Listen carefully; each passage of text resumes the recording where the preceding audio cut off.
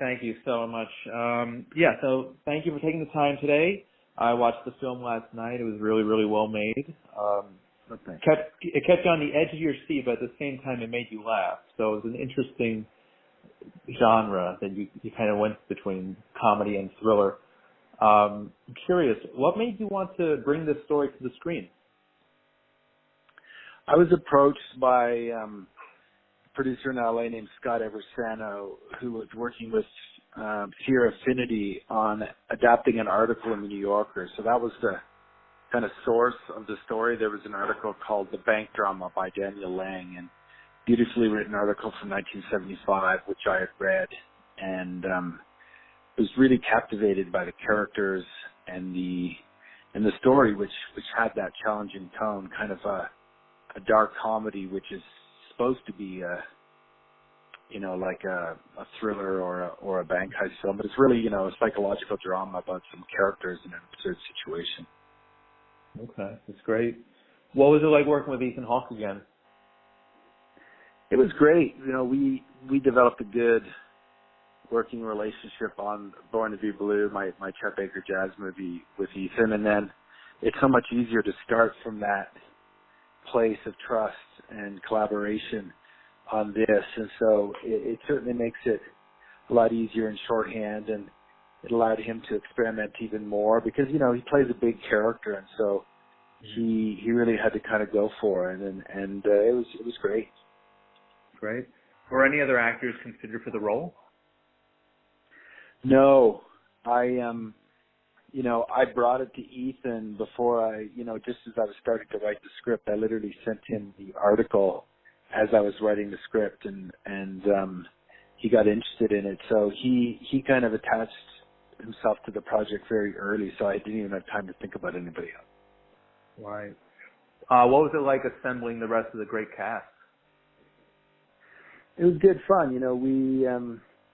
Ethan came aboard last fall, and then, the fall before that, I guess, fall 2016, and then, I've always been a fan of Noomi Rapace, and because this is, a Swedish film, and we didn't necessarily want just like, one of the things I love about Noomi is she's not a typical leading lady. Like she's got a bit of a unique presence and intensity, which I thought would really suit this tone, and I knew it was probably going to be a personalized story for her, and so we reached out to Noomi, and she was really excited to jump on board, and it turns out she was kind of friends with Mark Strong, and so Noomi in turn recommended Mark, and we got Mark aboard, and then that's the core of the cast. Christopher Heyerdahl, who plays Chief Matson. I was a huge fan of his role as the Swede in Hell on Wheels, where he plays a Scandinavian baddie, and so that was kind of the fourth major piece of the casting puzzle. Great. What were some of the challenges you guys faced on set? We were fortunate that we were able, for the most part, to shoot chronological because it's such a limited, contained story. But a few of the times that we didn't, we had to catch ourselves with chronology. Noomi kind of hurt her eye a little bit doing one of the big finale scenes, and so there was a bit of a worry about that. But in the end, it was like a remarkably straightforward shoot that we finished on time. Like I don't really have any big horror stories, which is probably a good thing. Definitely. Was this a set or was this an actual bank that you filmed in? We shot it in Hamilton, which is just outside of Toronto, Canada, and we used an old railway station lobby, and we turned that into like a big bank. And so our production designer, Aidan LaRue, built the counters, and he built the stairs, and that's what we made that into a bank. So we shot all the interiors there, and then we went to Stockholm for part of a week and did all the exteriors in Stockholm. Okay, great.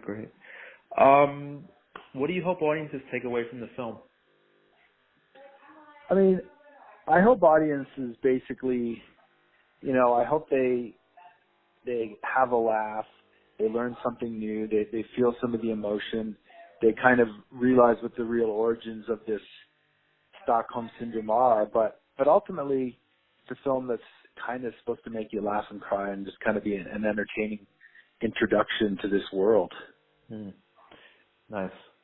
Now, what was it like on set? Did the casting crew hang out when the cameras weren't rolling, or?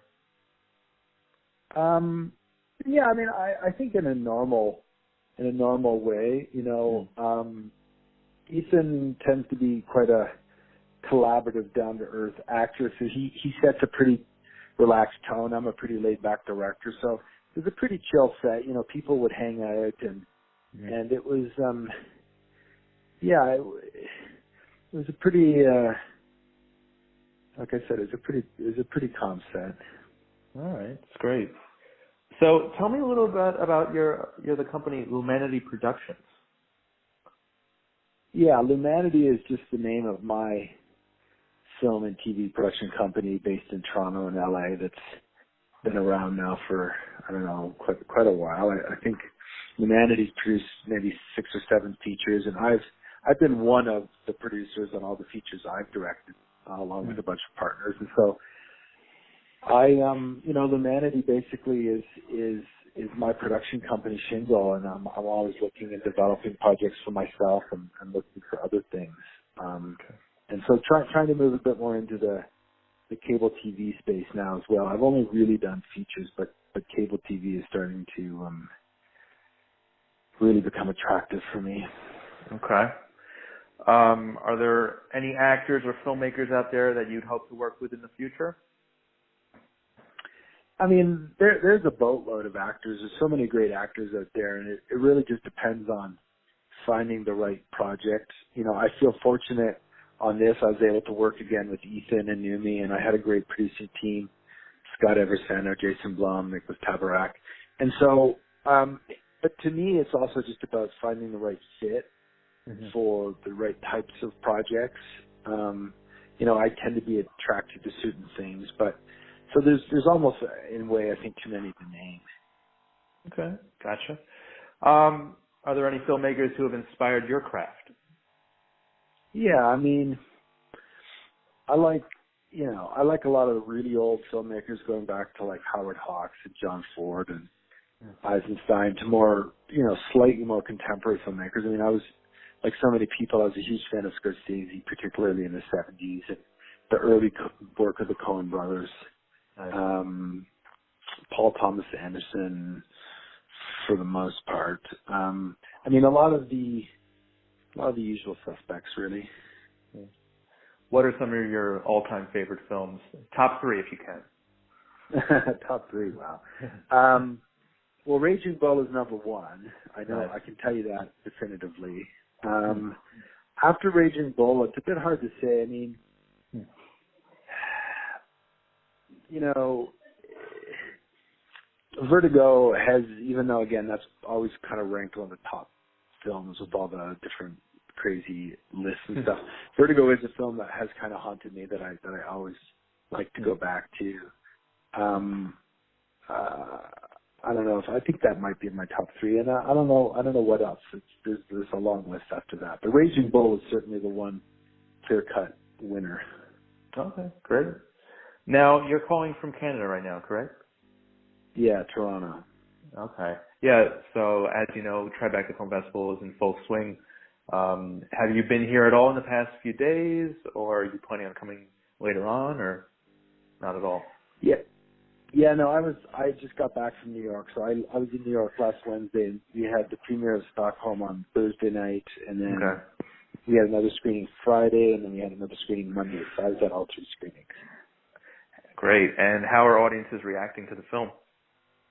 Good. Yeah. No, we've gotten a lot of laughs. Like it's the trick with one of these a genre like this, where it's got dark comedy intermixed with drama, is you always hope that the audience gives themselves permission to laugh early, and because sometimes people don't quite know. And at the film festival, you can't really position your movie in the same way you can when you release it, because we don't have a trailer, we don't have a poster, so all people know is like, you know, when they read the blurb, they probably think it's more of a thriller. So then when it becomes funnier, than what they expect. Like, how do they react? And so that was, we were very pleasantly surprised that audiences were laughing, and at least the reviews we've gotten so far seem to really embrace the comedic tone. So we feel good about it.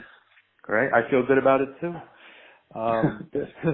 So I'm curious, was it challenging to recreate 1973? What was that process like? I mean, I came off doing a late 60s period drama in Born to be Blue with Ethan, the Tribeca film. And so, I mean, it's a challenge in so much as you have to be much more judicious in what you show and see, because, because it's period, so you're a lot more limited. Then it comes down to just a lot of research.